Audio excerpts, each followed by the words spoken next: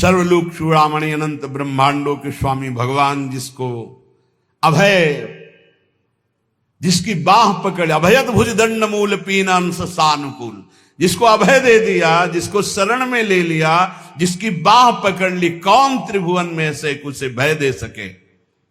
सांवरे सरकार जिसकी रक्षा करे, उसका कोई त्रिभुवन में बिगाड़ नहीं सकता। देखिए, अम्बरीश जी को दुर्वासा जी ने नष्ट करना चाहा, क्या हुआ? त्रिभुवन में भागे घूमे, कहीं चैन नहीं मिला दुर्वासा जी को।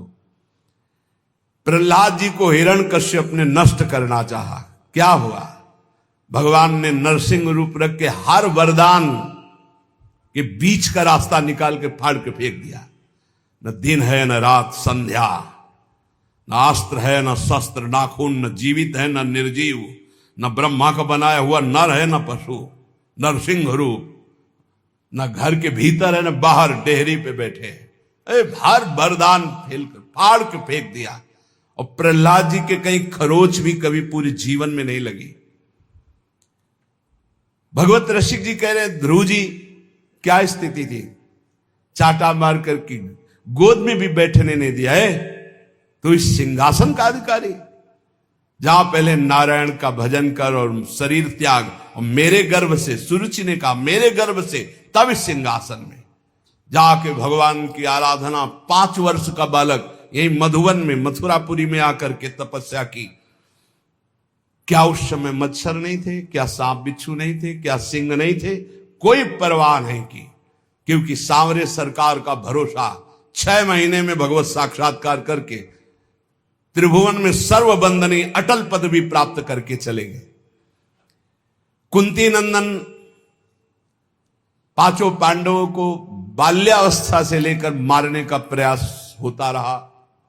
अंततो गत्वा दुर्योधन का सर्वनाश हो गया, पूरे परिवार का। महाराज युधिष्ठिर चक्रवर्ती सम्राट पद पर बैठे। सांवरे सरकार जिसके पक्ष में, उसका बाल बाका भी नहीं हो सकता, बाल बाका भी नहीं हो सकता। बहुत बड़ी बात है भीष्म प्रतिज्ञा। दुर्योधन ने जब देखा कि 10,000 महारथियों को रोज मारते हुए एक पांडव को खरोच भी नहीं आती, तो कहा भीष्म जी से कि पितामह मैं पहले से जानता था, सेनापति बनाने के पहले से आपको, कि आप हमारी कभी विजय नहीं चाहेंगे, आप पांडवों की ही विजय चाहेंगे, भले हमारे पक्ष से 10,000 महारथियों को मारते तो भी। तो उनका ऐसा नहीं, मैं कोई पक्षपात नहीं कर रहा हूं, वो श्री कृष्ण द्वारा सुरक्षित है। बोले तो आपकी प्रतिज्ञा को कोई टाल सके ऐसा नहीं, आप हमारे सामने प्रण लीजिए कि पांडवों का वध करेंगे। भीष्म जी ने 5 बाण निकाले और कहा अगर कल जीवित रहा तो 5 पांडवों का वध निश्चित करूंगा। भीष्म प्रतिज्ञा।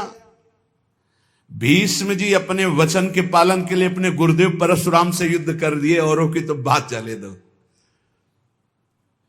अब बड़े आनंद में जय जयकार करता हुआ दुर्योधन निकला भीष्म के शिविर से कि कल पांडव प्रातःकालीन युद्ध क्षेत्र में, भीष्म जी ने प्रतिज्ञा की मारे जाएंगे। उसको पता था भीष्म जी का बल और उनकी प्रतिज्ञा, पर यह नहीं पता था भीष्म जिस बल से बलवान हो, महाबल श्री कृष्ण है। और श्री कृष्ण पांडवों के पक्ष में गुप्तचर लगे रहते थे। तत्काल एक गुप्तचर पांडवों के शिविर में गया, जहां भगवान श्री कृष्ण विराजमान थे, पांडव शयन कर रहे थे। भगवान से कहा कि प्रभु भीष्म जी ने प्रतिज्ञा कर ली है, कल प्रातःकालीन 5 बाण निकालें, 5 पांडव मारे जाएंगे। खड़े हो गए भगवान, क्योंकि भीष्म महाभागवत और महावीर, परम पवित्र वचन वाले, परम पवित्र आचरण वाले, परम पवित्र चिंतन वाले महात्मा हैं।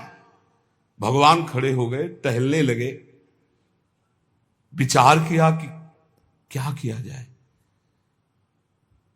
द्रौपदी के शिविर में गए। द्रौपदी ने कहा प्रभु, बोले हाँ हमें भी सूचना मिल चुकी, आपको बताने की जरूरत नहीं, जल्दी तैयारी कर, मुझे दासी के वस्त्र दे, एक बार मैं पांडवों से फिर मिलकर आता हूं। वहां गए, पांडव जगह बैठे थे। तो उन्होंने कहा कि तुम्हें पता चला? बोले हाँ प्रभु पता चला। तो बोले शांति से कैसे बैठे हो? बोले आप अशांत हो इसलिए मैं शांत हूं। आप अशांत, जिसकी आप रक्षा करने के लिए अशांत हो चुके हो, चंचल हो चुके हो, अब मुझे क्या परवाह है। अरे बोले तुम तो बातें बनाते हो, भगवान ने दासी वस्त्र धारण किए।